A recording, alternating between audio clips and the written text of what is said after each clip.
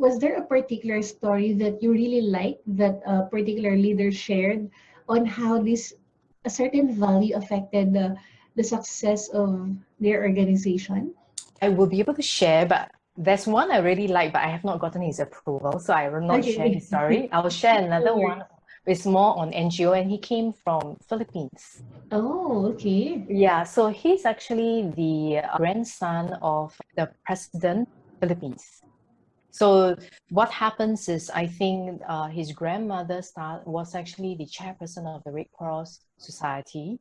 So from young, he is influenced by his grandmother as well as his mother, going across the entire Philippines, helping people.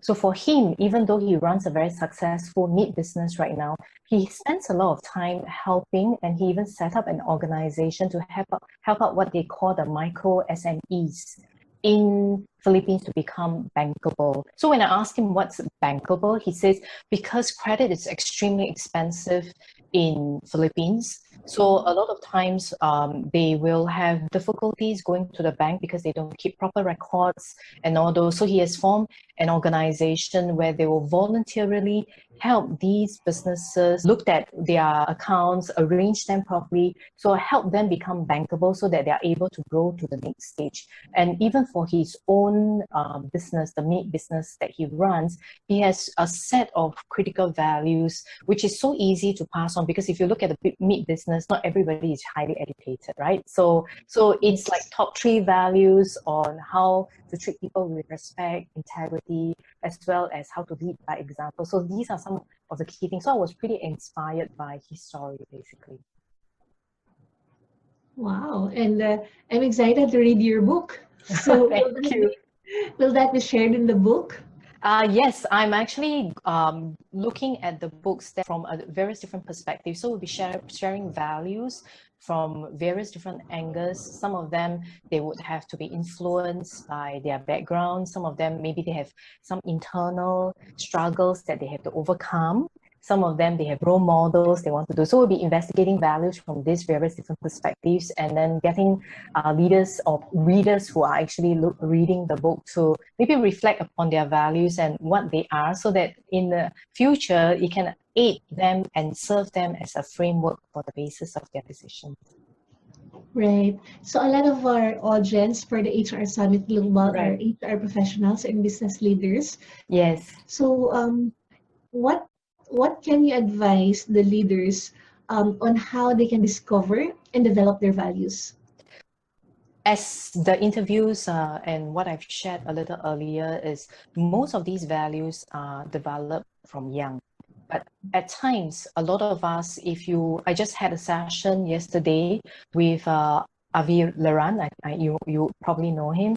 He also mentioned when he runs some of these programs, people may not necessarily, they know that there are values, but they never really reflect upon it, right?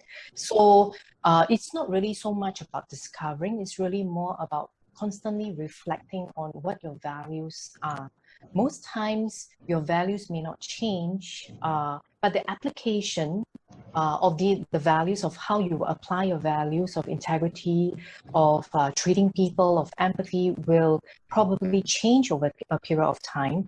And I think the ranking in terms of values will change. A lot of the leaders, when they were young, probably their values are a little bit more internal focus. But as they grow and mature, a lot of them, I see them telling me values about serving a bigger purpose, serving the organization, even serving humankind at large. So that's why I'm going on this journey, because it really inspires me to see how they have grown over the years.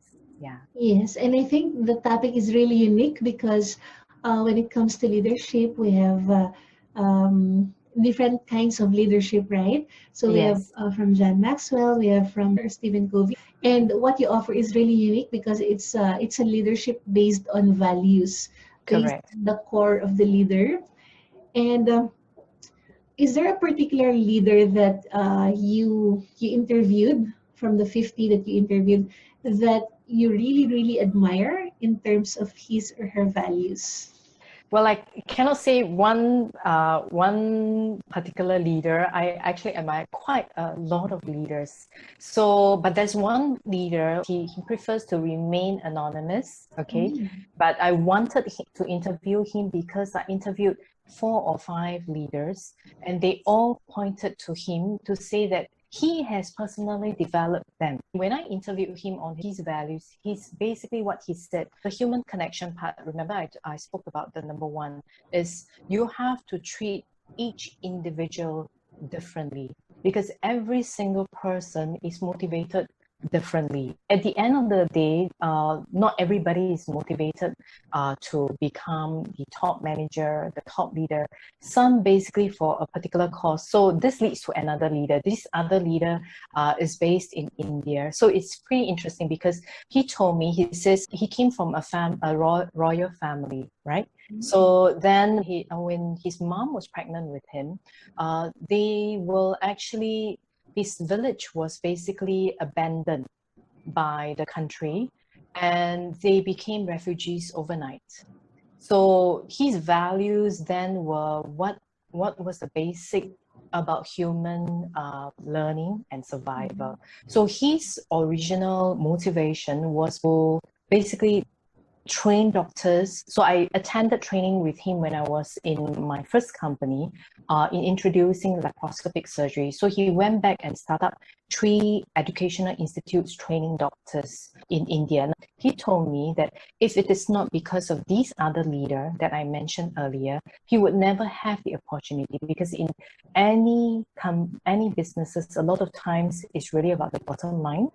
But his strength was not in bottom line. His strength was he really wanted to develop and help the country in terms of medical technology and advances for the doctors. So this leader actually gave him the opportunity to become the best that he could be so that he is actually at par, even to today he's retired, with doctors who has contributed to the medical technology and advances in India. So that's what I really admire because they not only impact their own organization, it's really impacting the society at large.